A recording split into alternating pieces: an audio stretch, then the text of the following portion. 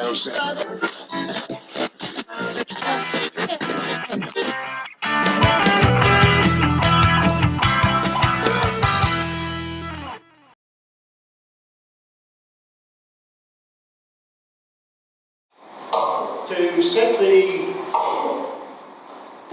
the scene for the particular passage we're going to hear and a discussion that we'd like to have with you this morning by way of sharing today's message. I'd just like to start off by saying, what does trust mean? I spoke earlier to the children about a promise and making promises and how important that was. But I just want to highlight this question to begin with. What does trust mean? I think when we get in a bus, for example, we trust that the driver has a licence. We trust that the driver knows where to go. We trust that the driver will get us to where we go safely. And if we aren't sure exactly which stop to get out at, we trust that the driver will signal to us, this is where you can get off the bus. So in everyday life, we encounter lots of circumstances where we trust. Now, trust can be defined as reliability. We trust the driver's reliability. We trust that the driver of the bus is reliable enough to get us where we want to go. We trust in the reliability of all of the other aspects of the journey. So that it implies also an element of truth. That the driver knows where to go. That the driver will be honest and fair and take us to the right place. Now, tied up with the word trust is indeed the word promise. And so what does promise mean? When I was chatting with the younger members of the congregation, I used some fairly broad terminology. But let me be now a little more specific. Because you see, a promise, if anything, takes trust up an extra notch. When we make a promise, as the children said, we should keep it. Because a promise is an assurance. It's more than even an assurance, it's a declaration that you are committed to something. Now, in everyday life, we have lots of circumstances where promises are shared. Other words that we could use for a promise would be included in that first example that we had about covenant. In that prayer that we shared that mentioned the word covenant. And we tend to use that word covenant when we're talking about God making a covenant with people. But covenants fit in a whole range of different circles. Another word we could use is vow. As a very starry-eyed 21-year-old, I knelt in front of the altar beside Christine and we made certain vows. And I said at the early services, I knew what those vows almost 50 years ago were going to result in. I had no idea. I had no idea the importance of those vows and the value of having made those promises so long ago. So long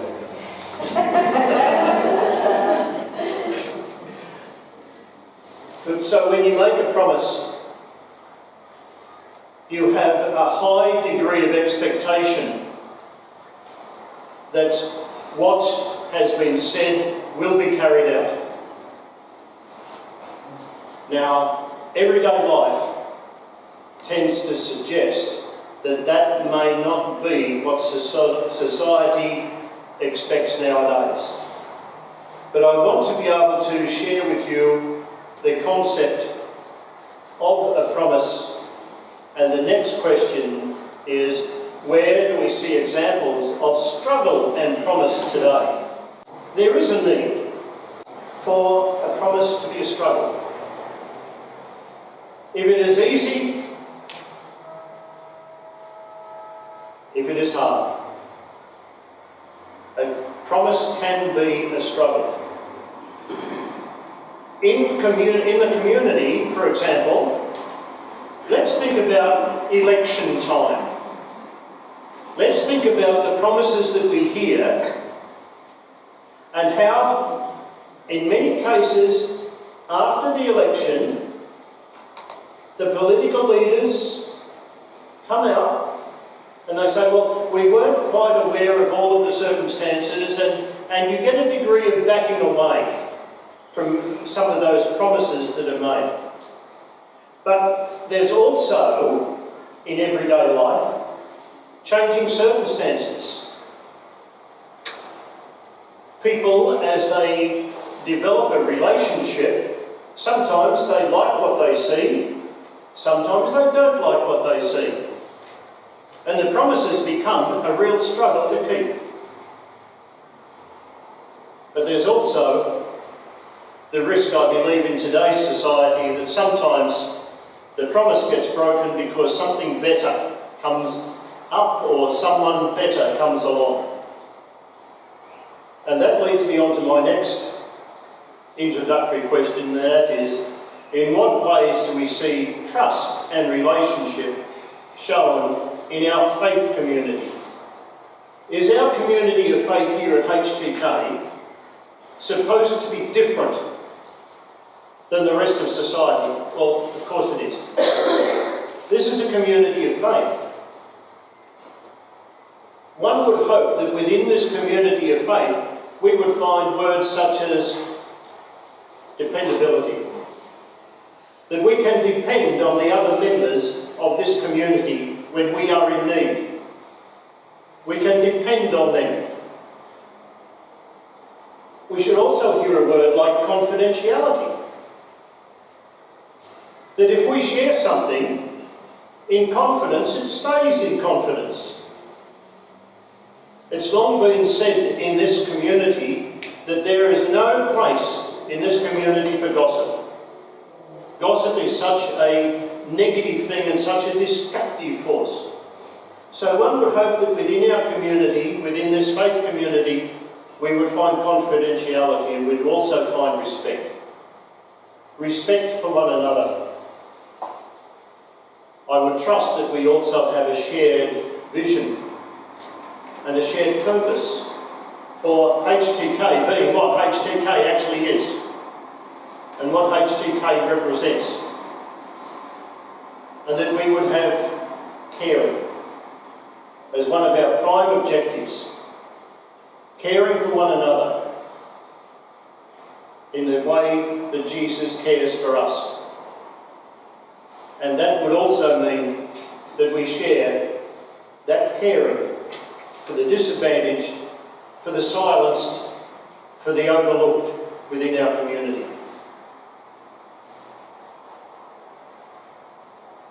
Here at HTK we do care for the community. The fact that during the offertory we have food, we have clothing brought forward as part of our offering for the broader community. The fact that we have so many involved in pastoral care. But today we want to be able to focus upon some biblical examples of promises, hard promises, promises that get broken, and promises that get kept. As I'm reading through this reading, I'd like you to be thinking about where you see injustice, where you see promises, where you see fulfilment over the generations, and where you see or don't see the missing voices.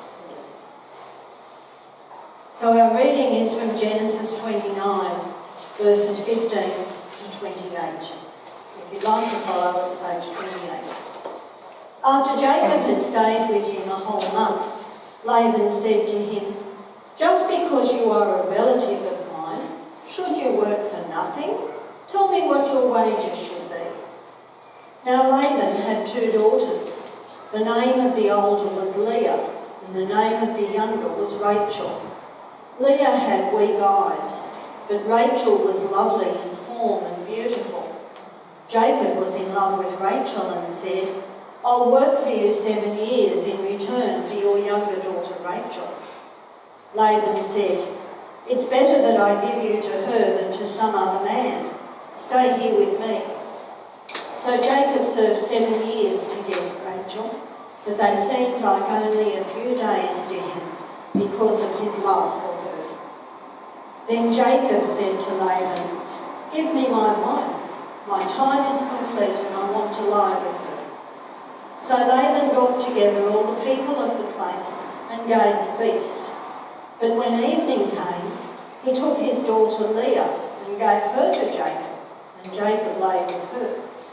And Laban gave his servant girl Zilpah to his daughter as her maidservant.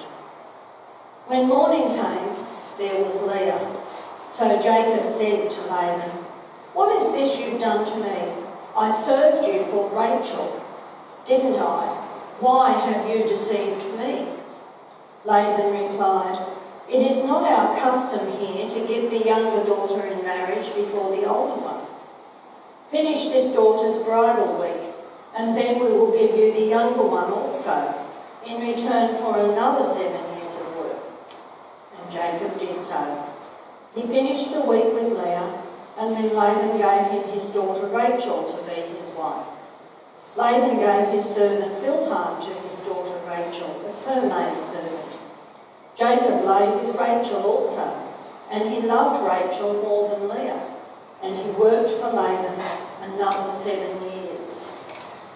Hear the word of the Lord. Thanks be to God.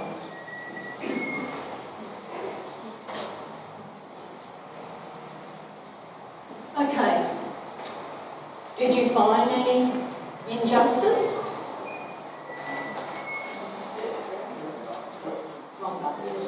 Where did you find injustice? A broken promise? Okay, so the person that had the injustice against them was Jacob. Did you see anybody else with injustice? Yeah, Rachel and Leah were treated as possessions, property. Not only property, I think for Rachel too. She must have known of the promise and expected to be married, and suddenly somebody else is there. All right, let's think about Abraham now. Take the story back a few generations, or a generation or two. What about the injustice that happened then? It's something that's continued over the generations. It didn't just start here with Laban. What about Abraham? Do you know of any injustice in that story? Anything about Sarah and Hagar?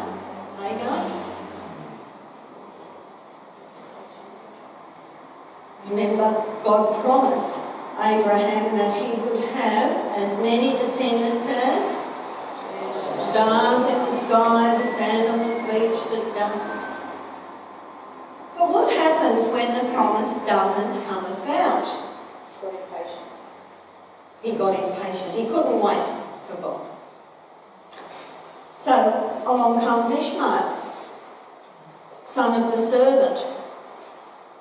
Bit of a problem, isn't there? God promised him many, many offspring. So then he's got one. A little bit illegitimate, don't worry about that. Then Sarah has a baby. How does that work with the promise? It's going very slowly, the promise. He's going to have millions of descendants, and by that far in the story he's got 2. What about the injustice between Sarah and Hagar? Do you know what happened between Sarah and Hagar? Who's going to fill us in on that bit of the story? Abraham sends Hagar out. Abraham sends Hagar out, but why? Because Sarah didn't want her son playing with the other son, the illegitimate son, so to speak. Is there any injustice there for the two boys then? There is, isn't there, when you think about it? One boy's got the birthright, not the right boy. Bit of a problem. Bit like Jacob and Esau, as we go down to that part. Same thing. Jacob and Esau was the same story repeated. Do you find that? One injustice leads on to the next one. Okay, just think about the world today. Forget Abraham, think about his descendants, 7 billion of us or whatever there are on the planet, 7 billion, sorry.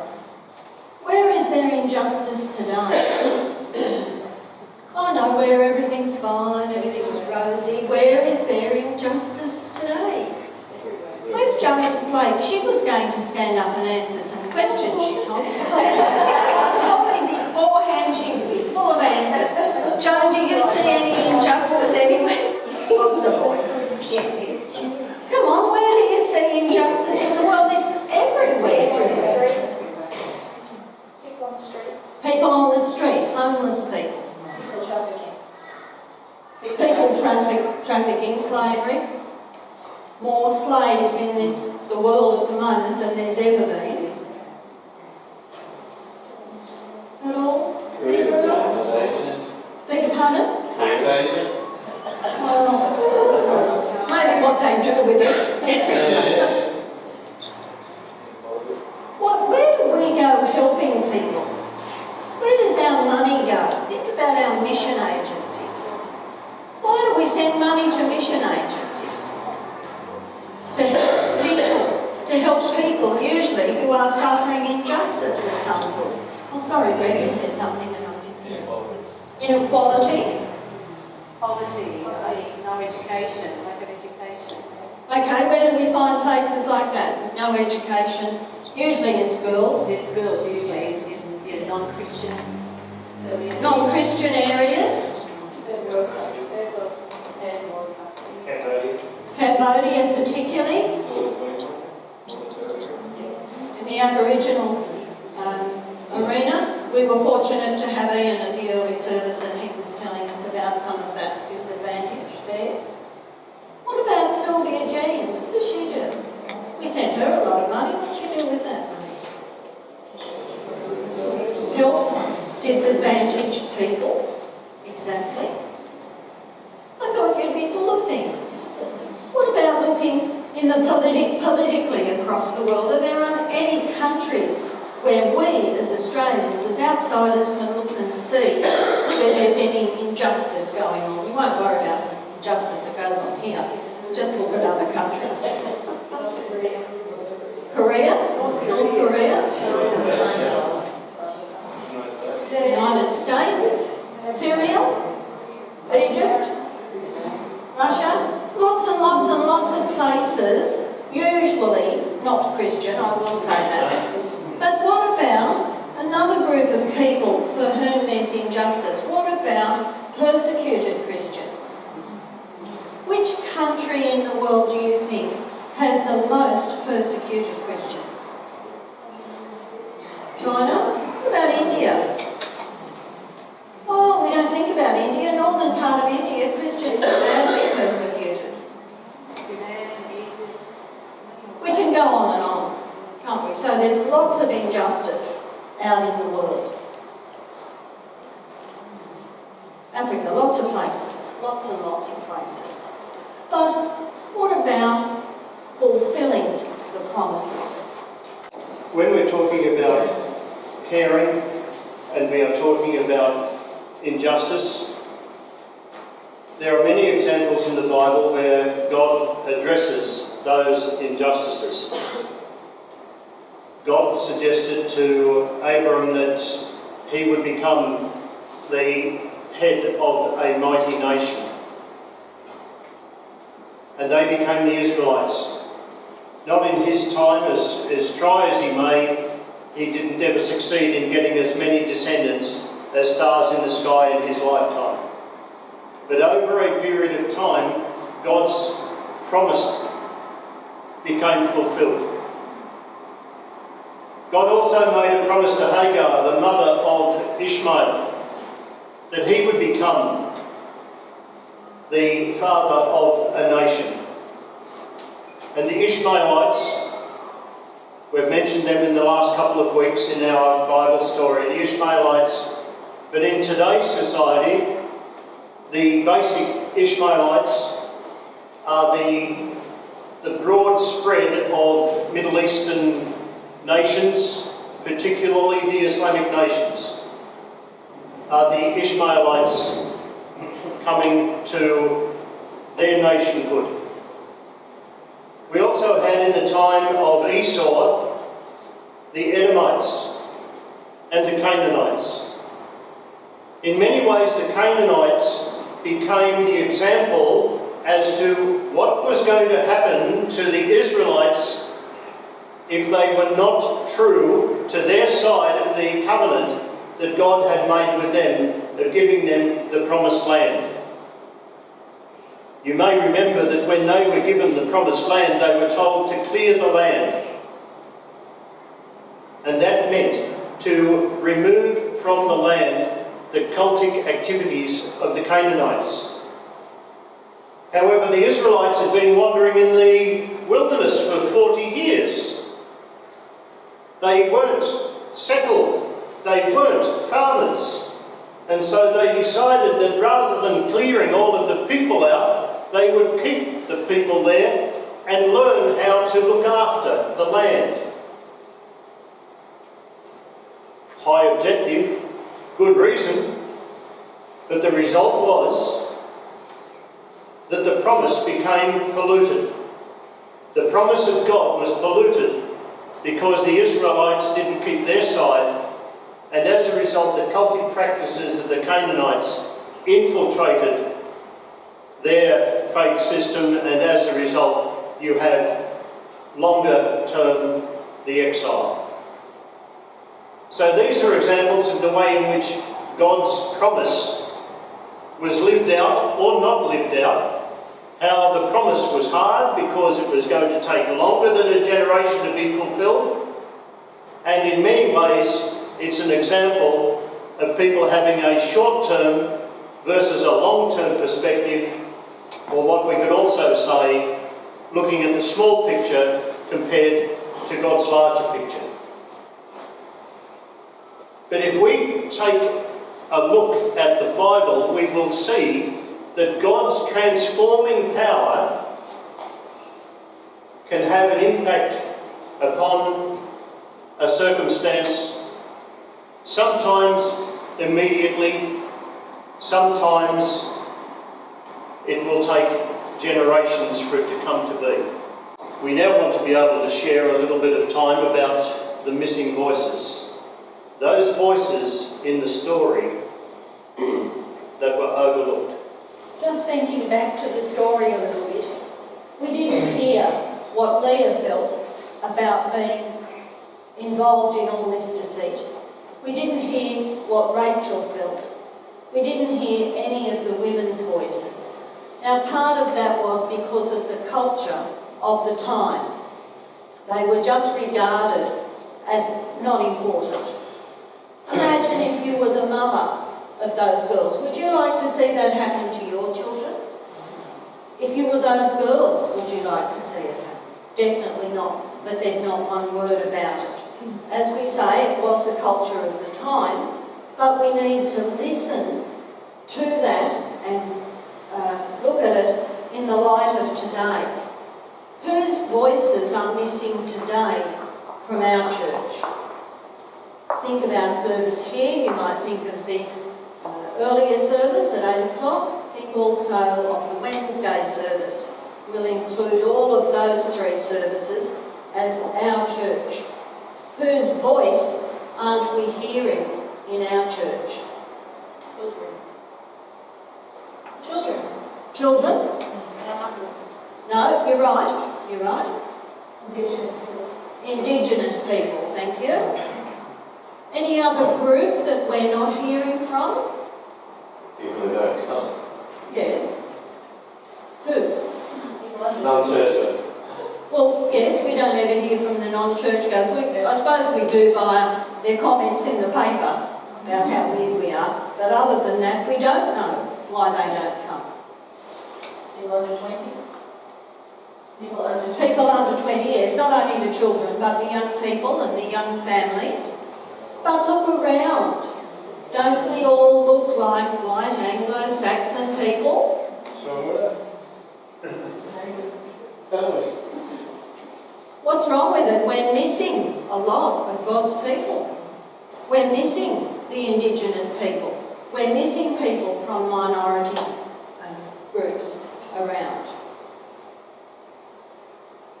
It's what they can tell us, what they can share with us, the impact that they can have on our lives. That's what's missing, and that's why it's important.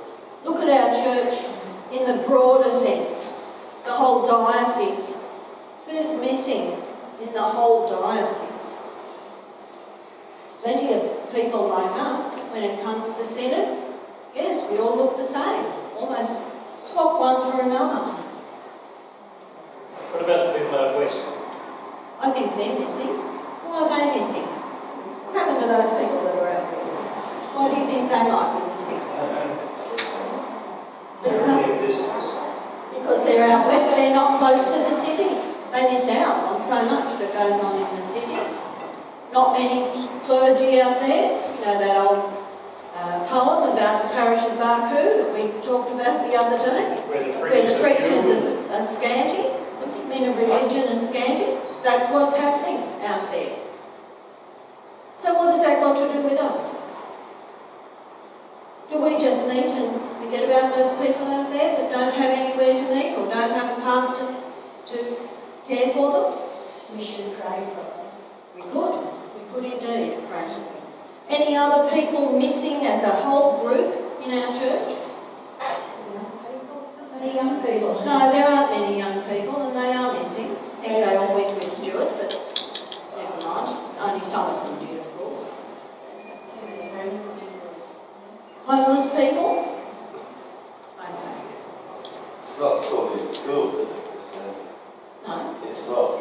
It's for not. generations now. 2 generations. Not for us. So what's the result of that?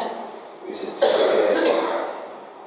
It was interesting, I saw an article in the paper recently that was saying because religion is not taught in the schools now, look at the void we've got in morals and ethics. Oh yes. Did they think about that at the time? No, just axe it out. Okay. Whose voices have been silenced? Who's wanted to say something and not been able to say something in the world? The disadvantaged people, the people that are homeless, the people that are poor, the people that we ignore. That's right. Not only we ignore them, lots of people ignore them. The politicians ignore them, particularly when they have a pay rise and other people don't. Anyway, let's have a quick look at this, connecting with life, our life. Girls in the poorest regions of the world are among the most disadvantaged people on the planet. They're more likely to live in poverty, more likely to be denied access to education, more likely to be denied medical care, and more likely to be malnourished simply because they're girls. And yet, studies show that if you give a girl enough to eat, an education and a safe environment, she'll work to raise the standard of living for herself, her family and her community. Certainly something to think about, isn't it? Here's somebody who does something about helping girls. Sylvia Jeans.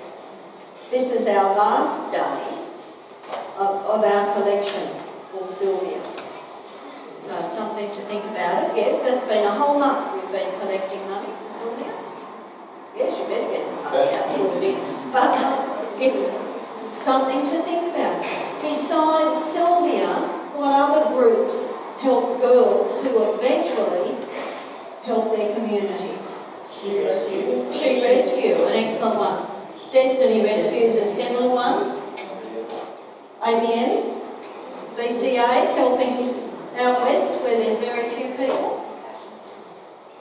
Okay, I'll leave any other comments about Sylvia Jeans till later.